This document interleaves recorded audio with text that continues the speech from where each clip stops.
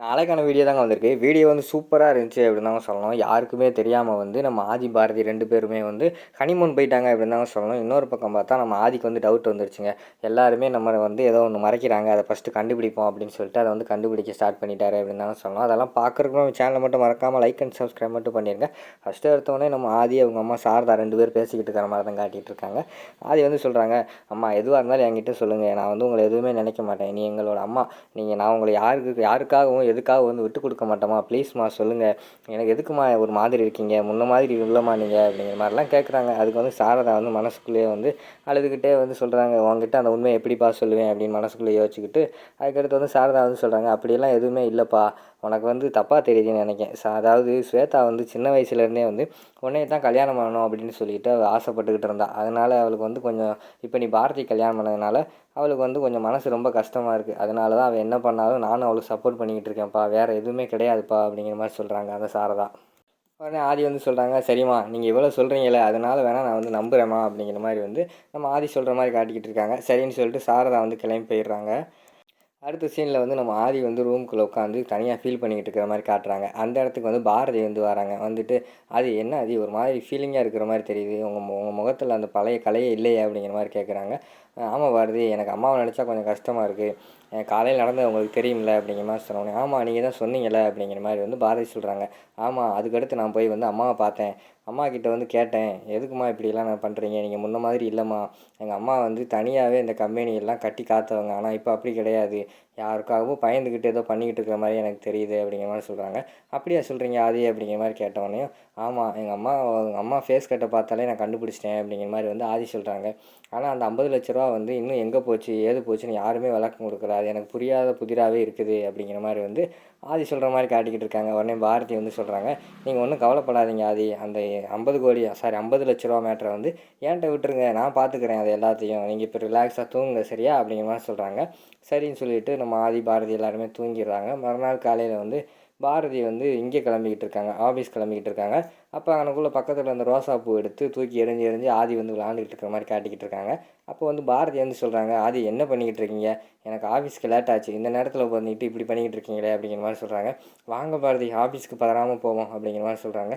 "என்ன என்ன அது எந்த பார்த்தாலும் எந்த நேரம் பார்த்தாலும் நீங்கள் ரொமான்ஸ் மூடாகவே இருக்கீங்க, எனக்கு வேலை தான் ஃபஸ்ட்டு" அப்படிங்கிற மாதிரி வந்து பாரதி சொல்கிறாங்க. உடனே ஆதி வந்து டக்குன்னு எழுந்திரிச்சு பக்கத்தில் வந்துட்டு அப்படியே கட்டி பிடிச்சி முத்தம் கொடுத்துக்கிட்டு இருக்காங்க. அந்த நேரத்தில் பார்த்தா கரெக்டாக தமிழ் வந்து வந்துடுறாங்க. வந்தோடனே தெரியாத மாதிரி ஆதி வந்து அங்கிட்டு நகர்ந்து போயிடுறாங்க. உடனே தமிழ் வந்து, "எப்பா நான் ஸ்கூலுக்கு கிளம்புறேன்" அப்படிங்கிற மாதிரி சொன்னோடனே, "ஓகே பார்த்து போயிட்டு வாங்க ஃப்ரெண்ட்" அப்படிங்கிற மாதிரி சொல்கிறாங்க.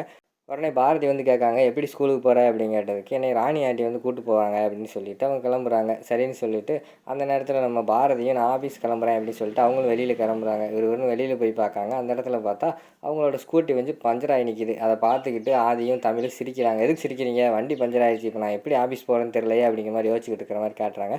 "நீங்கள் ஒன்றும் கவலையே படாதீங்க, வண்டியில் உட்காருங்க, நான் என்னோடய காரில் கொண்டு போய் இறக்கி விட்றேன்" அப்படிங்கிற மாதிரி ஆதி சொல்கிறாங்க. "அதெல்லாம் வேண்டாம்" அப்படிங்கிற மாதிரி சொல்கிறாங்க. "எதுக்கு இப்போ பயப்படுறீங்க?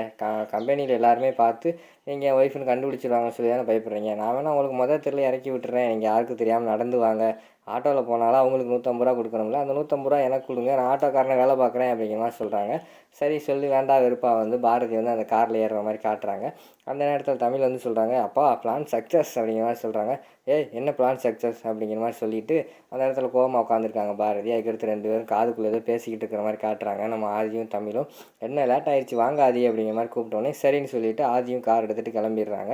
கார் எடுத்துகிட்டு கொஞ்சம் தூரம் போனவொடனே பாரதிக்கு வந்து டவுட் வந்துடுது. "என்ன ஆதி, இது வந்து நம்ம வழக்கமாக போகிற ரூட் இல்லையா, ஆஃபீஸ்க்கு இந்த ரூட்லேயா போவோம், வேறு ரூட்டில் போகணும்" அப்படிங்கிற மாதிரி சொல்கிறாங்க. "ஆமாம் பாரதி, அதுக்கு என்ன?" அப்படிங்கிற மாதிரி சொன்னேன். "நான் ஆஃபீஸ் போகணும், இப்போ தான் இன்கம் டேக்ஸ் ரைடு வேறு வந்திருக்கு, அதுக்குள்ளே நம்ம ஆஃபீஸை விட்டுட்டு வேறு எங்கேயோ போகிற மாதிரி தெரியுதே" அப்படிங்கிற மாதிரி சொல்கிறாங்க. "நம்ம ஹனிமூன் போகிறோம்" அப்படிங்கிற மாதிரி ஆதி சொல்கிறாங்க. அதை கேட்டவொடனே பாரதிக்கு வந்து பயங்கரமான ஷாக் ஆயிடுது. "என்ன ஆதி சொல்கிறீங்க, ஹனிமூனா? ஆஃபீஸில் இவ்வளோ வேலை இருக்குது, அதை விட்டுட்டுலாம் ஹனிமூன் இப்போல்லாம் வேண்டாம்" அப்படிங்கிற மாதிரி வந்து பாரதி சொல்கிறாங்க. "ஆஃபீஸில் எல்லா வேலையும் இருக்குது, அதுக்கு என்ன பண்ணுறது, நானே லெட்ரு போட்டேன், உங்களுக்கு நானே வந்து சைன் பண்ணிட்டேன், உங்களுக்கு லீவ் 1 வீக் கொடுத்தாச்சு, நம்ம ஹனிமூன் கிளம்பியாச்சு அவ்வளோதான்" அப்படிங்கிற மாதிரி சொல்கிறாங்க. "என்ன ஆதி இந்த நேரத்தில் இப்படி பண்ணிக்கிட்டு இருக்கீங்க" அப்படிங்கிற மாதிரி கேட்டவொடனே, "நான் உங்களுக்கு கல்யாணம் முடிக்கிறதுக்கு முன்னாடி என்ன சொன்னேன், உங்களுக்கு நிறைய சர்ப்ரைஸ் கொடுப்பேன்னு சொன்னேன்ல, இனிமேல் சர்ப்ரைஸாக நான் கொடுக்க போகிறேன்" அப்படிங்கிற மாதிரி வந்து ஆதி சொல்கிற மாதிரி காட்டிக்கிட்டு இருக்காங்க. "சரி இப்போ எங்கே தான் போகிறோம்" அப்படிங்கிற மாதிரி வந்து பாரதி கேட்காங்க.